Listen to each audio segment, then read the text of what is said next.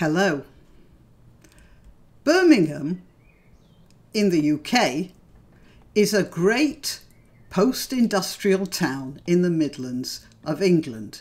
It has a population of around 1 million, well, about 1.25 million, of which 21% is Muslim. That's a lot of people, and they're mostly families with kids in school. This Muslim community has found itself at odds with the liberal lefties who set our education system up, and with one aspect of it which, well, I'll let the man explain. I don't know what his name is, so I'll call him Mr. Rab El Rouser. But we need to make one thing very clear. This program is not just about telling people that other families and other types of lifestyles exist. It's actually aggressively promoting them, giving it a positive spin, and telling people that it is okay for you to be Muslim and for you to be gay. He's referring to a book which was being read to the children in Parkfield Community School, which is a primary school, and that means the children are all under the age of 11. There might be other books, but the one I know about is this, Mommy, Mama and Me, which is an illustrated rhyme supposed to be about a little girl who has two mummies, Mommy and Mama. Now, as a matter of fact, if I were a parent with a child at that school, I'd probably object to that as well. I don't think it's appropriate for children of primary school age to be confused about gender roles when they should be learning more concrete and morally simple stuff like reading, maths, basic general knowledge, introductions to science, literature, geography and history, for instance. That's plenty for a kid between the ages of 5 and 11. I do understand that a bit later, knowledge of the different types of lives people lead should be taught, but at that stage I honestly don't think it's necessary. However, as a white middle-class woman, if I'd raised even the smallest objection to that book on the curriculum, most of my fellow parents would probably have ceased talking to me at the school gates, and the teachers would have treated me as if I'd turned up at the school wearing a Nazi armband. On this occasion, though, things were different. It just so happens that most of the pupils in Parkfield are Muslim kids with Muslim parents, and such people are a lot less reticent than the average English family about their personal beliefs.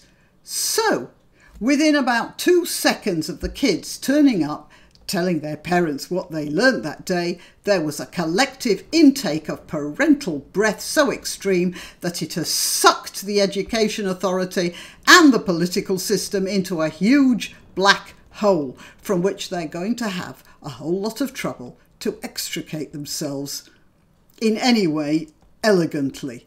Okay, so you don't like the curriculum so much, you reckon it's impossible to keep your child in a certain school. Then what do? Well, what you should do is start your own school. But what those parents did was organise a near riot directed against the headmaster, in which not only were the parents complaining about the headmaster's sexuality, I believe he's gay, and the educational programme he supports, but they also brought their kids along to chant insults at the headmaster. And for you to be gay, Mr. Moffat, shame, shame, shame, shame, shame, shame. Okay. Mr. Moffat, I didn't...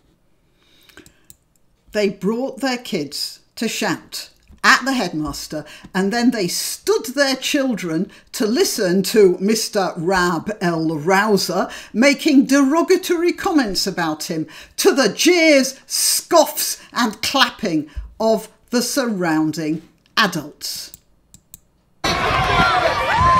Mr. Moffat, I did not want to make this personal, but Mr. Moffat has decided upon his own self to reinterpret our religious scriptures, and I don't know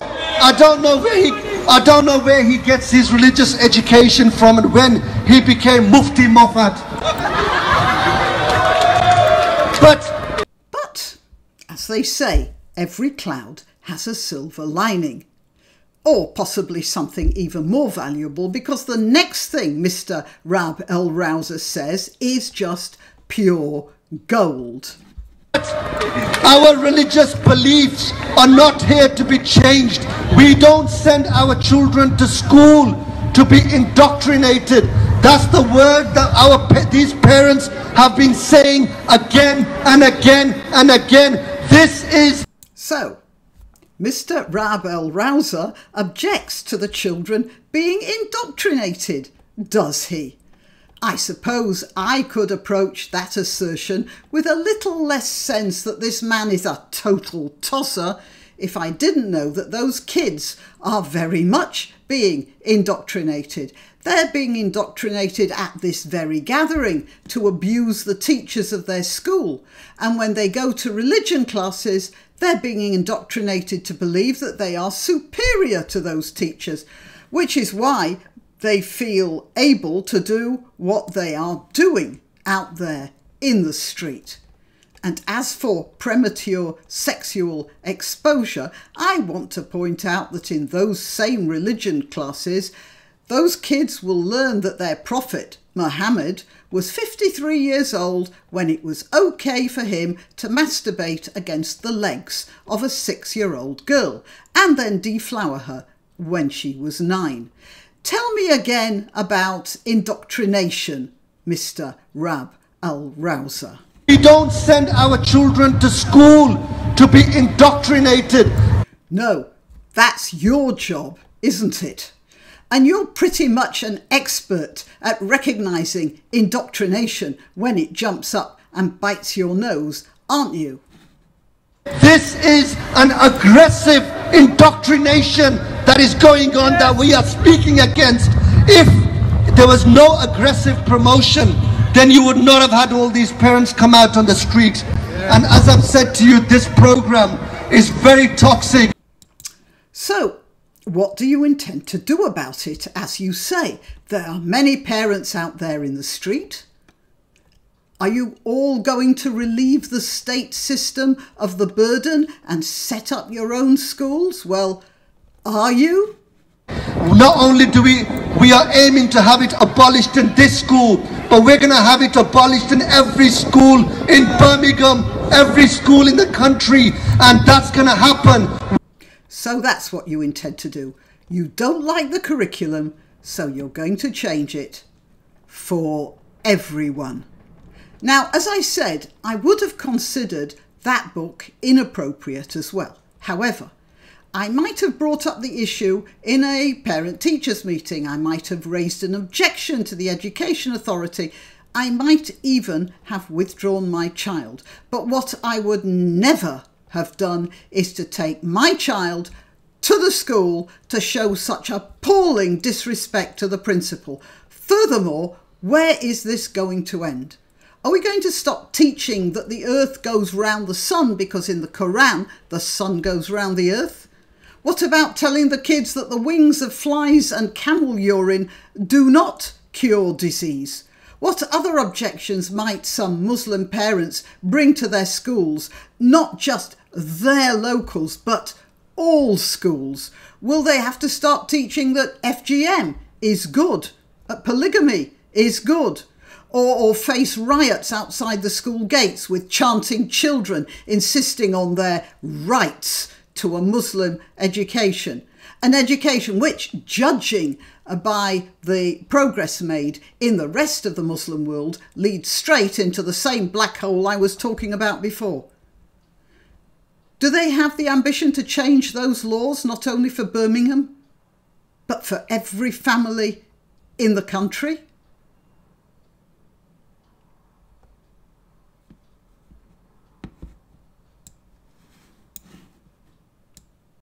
Thanks for listening. Please like and subscribe, and if you wish to donate, click the Subscribe Star link where you can make a one-off payment or set up a regular contribution, or I have a PayPal account at grannyopteryx@gmail.com. Till next time.